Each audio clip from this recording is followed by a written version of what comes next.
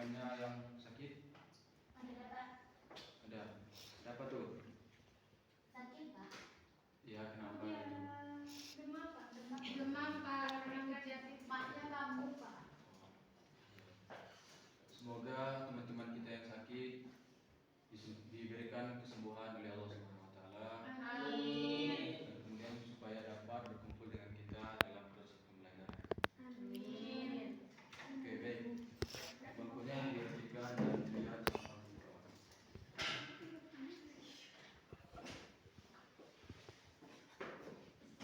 Materi kita hari ini adalah Al-Quran Hadis tentang yang berjudul kukuatkan iman melalui beramal soleh dengan benar dan ikhlas. Nah, di mana kenapa kita harus mempelajari hal ini? Karena di zaman sekarang itu beramal soleh itu sangat susah.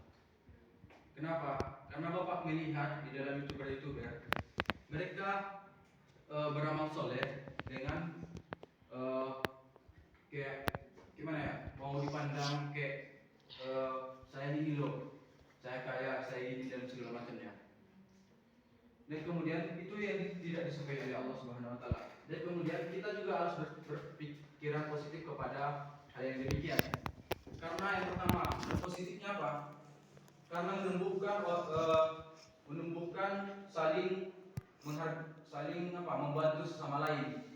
Contohnya dalam bereksperimen bahwasanya apakah ada sih orang yang berbuat baik kepada orang lain. Contohnya saya ini kan youtuber dan kemudian Kifla adalah teman rekan saya dan kemudian kami bereksperimen. Saya menjadi pemulung dan kemudian dia menenangkan saya di tempat orang ramai. Nah, kemudian bagaimana reaksi mereka? Gitu. Apakah reaksi mereka menolong atau yang sebaliknya gitu, malah akan menimbulkan yang lain dan sebagainya. Dan kemudian ini hadisnya yaitu hadis riwayat Abu Muslim dan Abu Hurairah. Nah, yang artinya dari Abu Hurairah radhiyallahu anhu, Rasulullah sallallahu alaihi wasallam bersabda, tidak ada suatu hari pun ketika seorang hamba melewati paginya kecuali akan turun atau datang dua malaikat kepadanya. Lalu salah satunya berkata, ya Allah, berikanlah pengganti bagi siapa yang menafkahkan hartanya. Sedangkan yang satunya lagi berkata, ya Allah, berikanlah kehancuran, kebinasaan kepada orang yang menahan hartanya atau batil. Nah, kenapa? Karena hal yang demikian ini sudah jelas, kemudian sudah dilihat oleh mata kita sendiri dan kemudian kisah-kisahnya. Bapak ada sebuah kisah sahabat Nabi Rasulullah SAW, yaitu pertama dia ini orang kaya dan kemudian dia berpikiran, ya Allah, kenapa sih hartaku ini tambah banyak ya Allah? Aku ini harus miskin ya Allah, katanya itu dalam hati kecilnya. Kemudian ada seorang pedagang ataupun seorang petani yang dia rajungan kurma, dan kemudian kurmanya ini busuk, kebanyakan busuk. Tapi yang kaya ini tadi, yang sahabat Rasulullah ini membeli yang busuk tadi. Ternyata ketika dia membeli buah kurma yang busuk tadi, ternyata itu obat. Ada seorang yang terlalu kaya lagi, kemudian kerjaan, kemudian membeli dengan harga yang tinggi. Coba bagaimana Allah itu yang didoakan oleh malaikat itu, ya Allah, berikanlah pengganti bagi siapa yang menafkahkan hartanya. Apalagi contohnya lagi di Indonesia sendiri tentang Cristiano Ronaldo, kita bilang aja. Biarpun dia Kristen ataupun tidak memeluk agama Islam, tapi Allah juga memberi dia suatu pengganti atas harta yang dia berikan. Yang pertama adalah gelar. Gelarnya apa? Gelarnya kalau dia sebagai bintang utama di sepak bola. Kenapa? Karena gini. Kemarin itu saya menonton bola Liverpool versus Liverpool MU, Manchester United. Dan kemudian yang kalah itu MU adalah tim dari Cristiano Ronaldo. Dan kemudian apa kata orang dari anggota MU ini? mereka mengatakan ini kami sembahkan untuk Cristiano Ronaldo. Dan kemudian ada lagi yang membantu orang Palestina. Dan kemudian orang Aceh yang pada saat itu mengalami bencana alam yaitu tsunami, di mana dia mengangkat salah seorang di rakyat Aceh itu menjadi anak angkatnya. Dan kemudian mereka menghargai sosok yang namanya Cristiano Ronaldo. Namun kita menghargainya itu dengan sisi baiknya, yaitu tentang kepribadiannya, bersedekah dan sebagainya macamnya.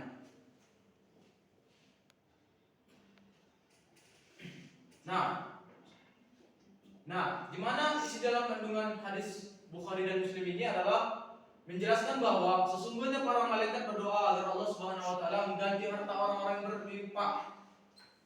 Allah Subhanahu wa taala akan mengganti dengan kebaikan dan di dunia maupun pahala di akhirat.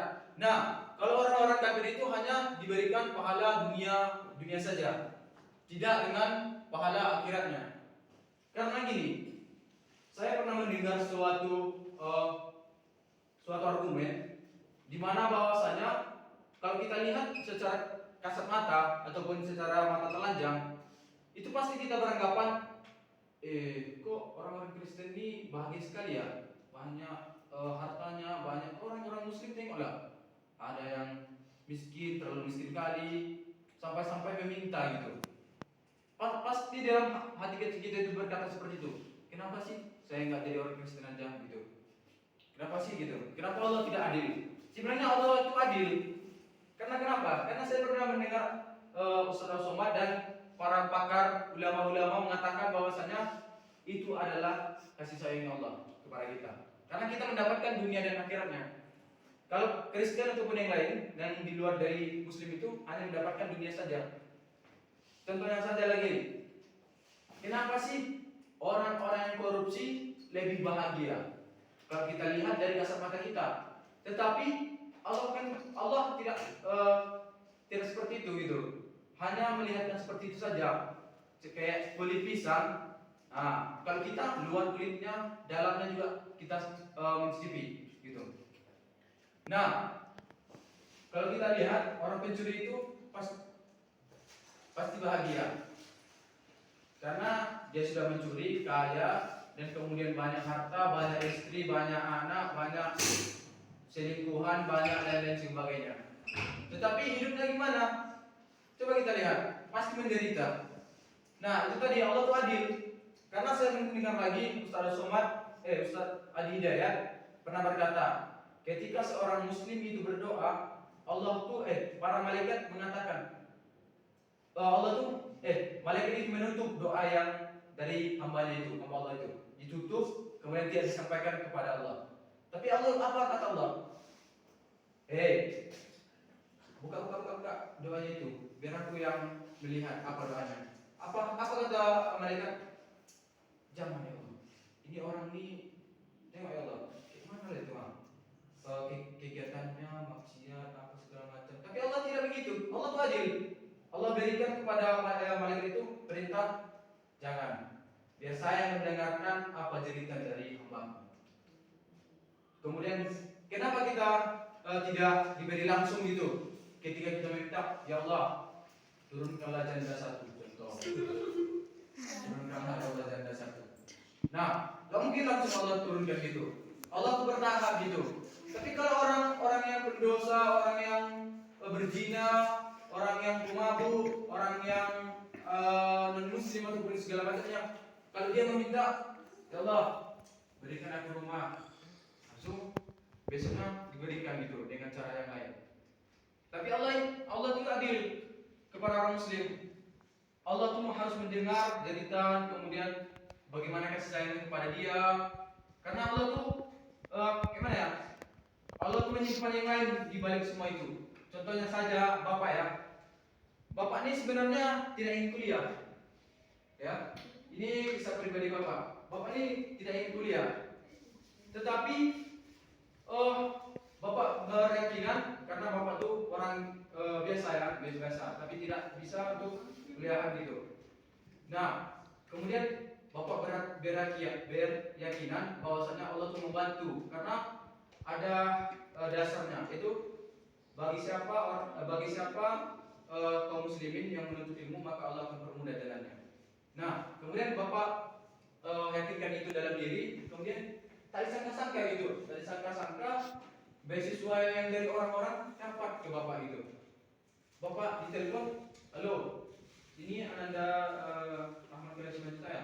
Iya Pak, kirimkan nomor rekening, kirimkan via dari UKT-nya, silakan kirim ke saya, nanti saya akan transfer.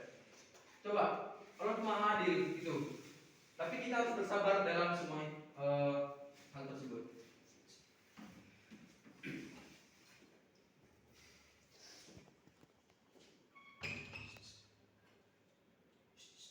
Oke, baik. Di sini Ananda semua, coba bagi kelompoknya. Ananda yang membagi atau Bapak yang membagi? Bapak aja Pak. Oke, 1, 2, 3, 4. Hah?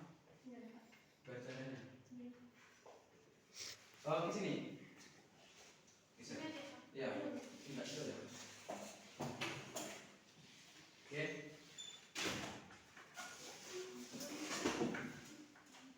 Saudari menolak?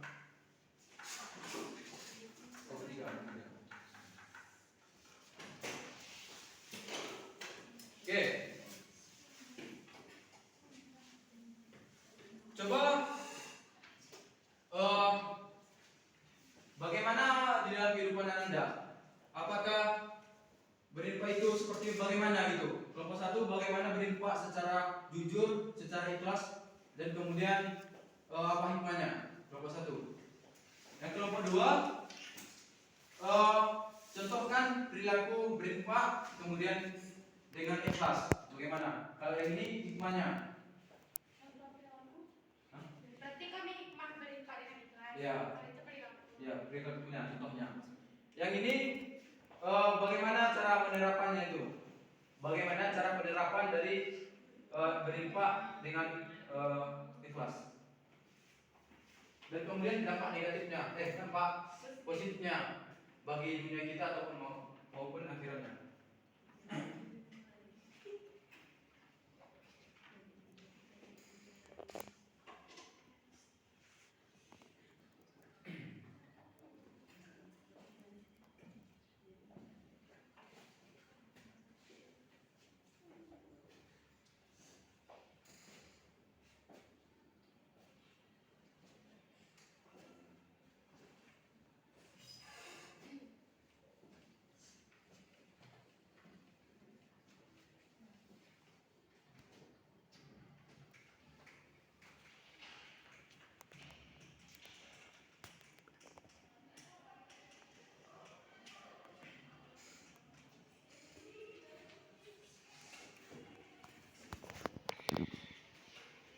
Oke, dipersilakan kepada kelompok 3.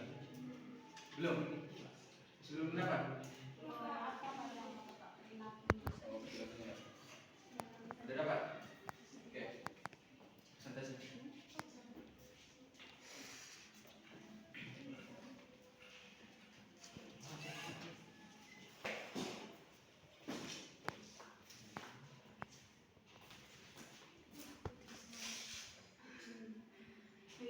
Saya akan mempresentasikannya, yaitu contoh berinfak dengan ikhlas. Contohnya yaitu seperti menginfakkan kepada anak yatim dengan cara yang berikhlas, dengan cara ikhlas, yaitu tidak berat hati untuk mengeluarkan sesuatu yang diinfakkan. Yang kedua, hanya berharap ridho Allah Subhanahu wa taala. Yang ketiga, tidak boleh menghitung infak yang telah diberikan. Yang keempat, tidak boleh membilangnya kepada orang-orang karena dianggap sebagai sombong. Terima kasih. Nah, apakah ada tanggapan dari kawan-kawan? Dari kawan-kawannya? Oke, tidak ada. Baik, siapa yang sudah selesai? Iblang? Oke, silakan.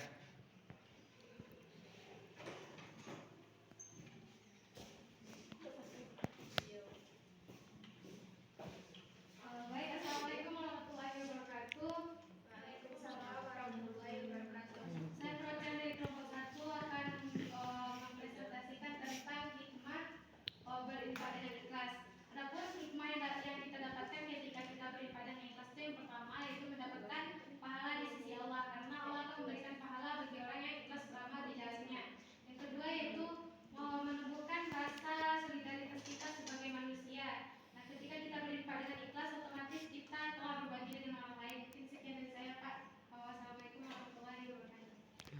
Waalaikumsalam.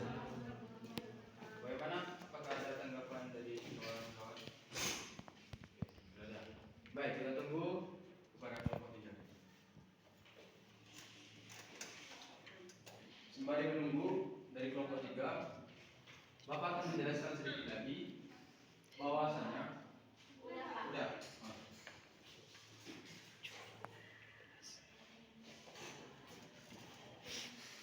Baik, saya dari kelompok 3 ingin menyampaikan hasil dari diskusi kami, yaitu cara berinfak dengan ikhlas. Pertama, tidak boleh berat hati mengeluarkan sesuatu, hanya berharap ridha Allah, tidak menghitung-hitung infak yang telah kita berikan, dan yang terakhir, tidak boleh mengingat kebaikan kita karena akan mendatangkan kesombongan. Manfaat infak di sini yaitu tidak hanya sekadar memberikan pahala saja, melainkan juga berbagai kelebihan lain yang sudah selayaknya diketahui oleh umat muslim. Salah satunya dapat membantu sesama, didoakan para malaikat, dan yang utama mendapatkan surga Allah. Sekian dari kami. Assalamualaikum warahmatullahi wabarakatuh. Waalaikumsalam warahmatullahi wabarakatuh. Beri aplaus kepada semua kelompok. Nah, Bapak akan berikan sedikit lagi. Nah, dari beberapa argumen penanda itu sudah cukup baik. Dan kemudian kita di zaman sekarang ini memang susah berinfak. Kalaupun berinfak, itu kita tidak akan ikhlas. Kenapa? Pasti kita akan menggunjingnya di lain waktu. Contohnya saja, kita nggak usah ngambil dua nama ya, Bapak aja contohnya. Nah, Bapak bukan menginfak ya, menginfakkan suatu sawah ataupun suatu tanah kepada seseorang. Nah, tapi pertama Bapak tuh ikhlas, benar-benar ikhlas gitu pada awalnya. Nah, kemudian pas pencalonan yang namanya bupati, presiden, wali kota, kepala desa dan segala macamnya, itu pasti dalam hati Bapak, saya sudah membangun banyak di negeri ini, masa saya tidak bisa lolos dari hal tersebut. Pasti Bapak akan gimana ya, mengambil hati kalian, hati masyarakatnya gitu, dengan cara mengungkap kebaikan-kebaikan Bapak gitu. Contohnya, saya sudah membangun masjid di sana, dan kemudian bagaimana lagi kita akan membangun macamnya. Padahal itu kan cuma ikhlas, tidak mengambil lagi keuntungan yang lainnya, tidak mengharapkan kebaikan dari orang lain atau membalasnya gitu. Nah, pasti Bapak akan berkata seperti itu, tapi tidak semua orang seperti itu. Karena gini, karena jin itu berbeda-beda, setan itu berbeda-beda tingkatannya. Ada yang di level rendah, tinggi, sedang, dan lain sebagainya. Nah, di mana pada saat itu setan-setan itu tersebut akan menggoda hati dan kemudian pikiran melalui perkataan, pikiran, ataupun dengan orang lain. Kadang orang lain ini juga akan mempengaruhi kita juga. Karena pertama, contohnya kita tidak yang namanya jabatan kepada kepala desa, dusun, ataupun lurah dan segala macamnya, pasti ada orang yang akan menghasut kita. Contohnya, woi bulan, kau sudah banyak membangun desa ini. Kok kamu tidak terpilih? Pasti yang pertama kita pikirkan, iya ya, kok saya sudah bertahun-tahun membangun desa ini, kok saya tidak terpilih menjadi kepala desa? Pasti kita akan berpikir seperti itu. Itu pertama, kita yakinkan itu dengan istighfar Allah akan melindungi kita. Itu hal yang bersifat sementara saja, karena setan itu juga ada dalam diri kita juga. Karena gini, Bapak bercerita lagi tentang bagaimana sih kita turun di muka bumi ini. Ada beberapa persoalan di langit ataupun para malaikat mengenai tentang manusia. Kenapa kita diletakkan di dunia? Karena kita akan menghancurkan bumi ini. Itu kata malaikat. Tapi Allah, apa kata Allah? Kau jangan sok tahu. Apa yang tahu lebih tahu daripada dirimu. Terus kemudian apa kata Allah lagi? Ya udah, kalau kau mau membuktikan manusia ini bagaimana, kau turun ke bumi dari manusia biasa kau. Kasih yang namanya nafsu sama kau, kasih yang semua yang ada pada manusia. Pertama, hari pertama mereka biasa-biasa saja menyebarkan yang namanya bagaimana menangkal sihir. Menangkal sihir. Kemudian sihir pelet, sihir apa, mereka yang memberikannya gitu kepada orang-orang yang di luar dari kita ataupun di luar Indonesia ini, di Timur Barat, di Timur Tengah. Nah, kemudian yang kedua, ada seorang gadis ataupun seorang laki-laki datang kepada dia menawarkan dua dosa. Yang pertama minum khamar, yang kedua berzina. Mereka pilih khamar. Nah, pas mereka pilih khamar ini, pada saat itu mereka tidak berpikiran bahwasanya kalau khamar ini kan biasa-biasa saja. Pas pemikiran mereka gitu, ini khamar biasa-biasa saja. Tak mungkin lah melakukan yang di luar dari itu lagi. Apa? Selepas itu, kemudian datanglah mereka udah minum di bar. Kemudian ada seorang gadis ataupun apa namanya PSK kalau di kita. Nah, PSK datang, kemudian melakukan yang namanya zina.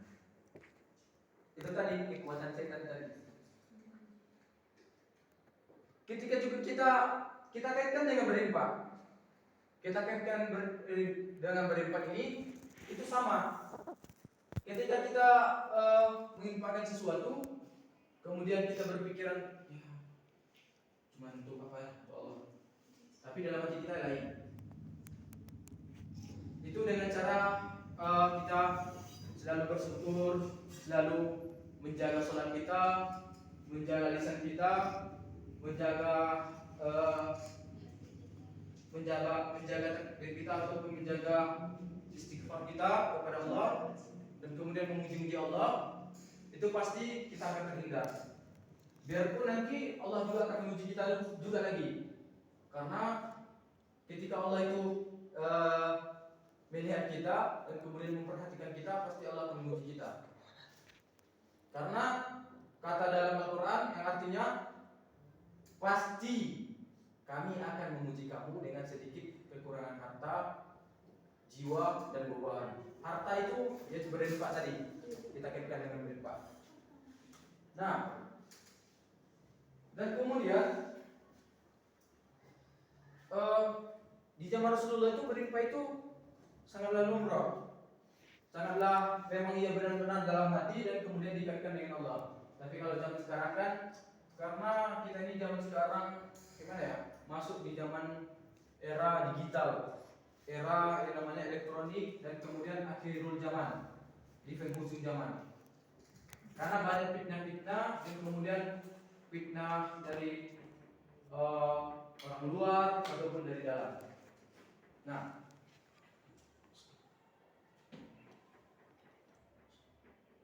oke. Dan kemudian gini Anda, kita mempelajari ini sebagaimana mestinya. Kita dalam bermasyarakat pasti kita yang namanya akan berinfak, bersedekah, dan lain-lain sebagainya. Karena ini sudah kewajiban bagi kita. Apa kata dalam Al-Quran lagi? Saya pernah mendengar bahwasanya orang yang ahli ibadah masuk neraka. Ada yang pernah dengar? Padahal dia rajin sholat, rajin puasa, semua amal-amal sunnah, semua amal-amal wajib dikerjakannya, baik itu sholat, puasa, kemudian kemudian zakat, haji, umroh, dan lain-lain sebagainya dikerjakannya. Tapi dia masuk neraka. Kisahnya itu pertama, ketika dia pada saat subuh, dia pergi ke tempat wudhu. Dia berwudhu dan kemudian dia lihat malaikat di depannya, lalu bertanya, "Hei, kau siapa? Kenapa kau bawa buku besar?" Apa katanya? "Ini amal-amal orang yang mengerjakan sholat, orang yang beramal soleh." Terus apa katanya? "Hei malaikat, coba cari dulu namaku Fulan di buku itu. Apakah ada?" Dicari, capek malaikat mencari nggak ada. Terus kata malaikat tersebut kepada beliau, Fulan, namamu nggak ada di sini." Sontak dia terkejut karena dia merasa dia itu sudah melakukan apa yang diperintahkan oleh Allah Subhanahu Wa Taala. Dan kemudian dia meminta buku tersebut kepada malaikat tersebut. Kemudian dia cari namanya, dibolak-balik. Dan kemudian memang benar, dia tidak menemukan namanya di situ. Dan kemudian dia bertanya kepada malaikat, "Ya malaikat, kenapa namaku tidak ada di buku tersebut?" Apa kata malaikat? "Kau tidak memperhatikan sekelilingmu atau masyarakatmu, di mana ada orang-orang kesusahan tidak membantu." Nah, bagaimana itu? Berarti kita tuh sebagai orang muslim itu harus hablum minan nas, hablum minallah. Hablum minan nas itu seperti kita berinfak dan kemudian bertata krama dan kemudian berkomunikasi seperti yang diajarkan oleh Rasulullah SAW. Kemudian kepada Allah itu bersolat dan mengerjakan apa yang diperintahkannya. Nah, pada saat itu langsung dia tersontak menangis terseduh-seduh sampai basah gitu seluruh tubuhnya karena air matanya. Dia teringat di tetangganya itu ada orang yang kemiskinan, kemudian tidak makan, dan kemudian anak-anaknya juga sudah kurus-kurus, dia tidak memperdulikannya, hanya fokus kepada Allah saja. Karena kita di dunia ini harus menyimbangkan yang namanya hablum minan nas, hubungan dengan Allah dengan hubungan dengan manusia. Dan kemudian barulah dia sadar bahwasanya dia tuh harus menyimbangkan keduanya. Baru setelah itu baru dia berinfak secara ikhlas dan kemudian dan lain-lain sebagainya. Dan kemudian ada kisah lagi di mana ada seorang orang miskin dan kemudian dia kepengen uang ini untuk pergi ke Mekah ataupun haji. Dan kemudian orang haji yang di luar di Mekah tersebut bermimpi bahwasanya dia tidak dapat pahala haji. Dan kemudian dicari sosok orang tersebut, ternyata dia menginfakkan hartanya dengan niat untuk pergi haji. Tapi hartanya ini ataupun uang ini diinfakkan untuk orang yang membutuhkan, yaitu tentang pada saat itu orang yang kebakaran rumahnya dan kemudian segala macam yang di rumah itu hangus, tinggal baju, nyawa dan pakaiannya yang utuh. Kesimpulan pada pagi hari ini adalah kita harus berinfak secara ikhlas dan kemudian secara dengan niat karena Allah, hanya semata-mata karena Allah, karena itu akan mendapatkan pahala dunia dan maupun pahala akhiratnya. Dan kemudian coba salah satu dari Anda menyimpulkan materi hari ini. Tunjuk tangan aja. Atau perlu Bapak tunjuk? Silakan Bapak. Manfaat dari sedekah pertama, pahala selalu mengalir, dan kedua mendapatkan surga Allah. Sekian dari saya, Pak. Oke. Kita cukupkan pembelajaran pada pagi hari ini dengan mengucapkan alhamdulillah.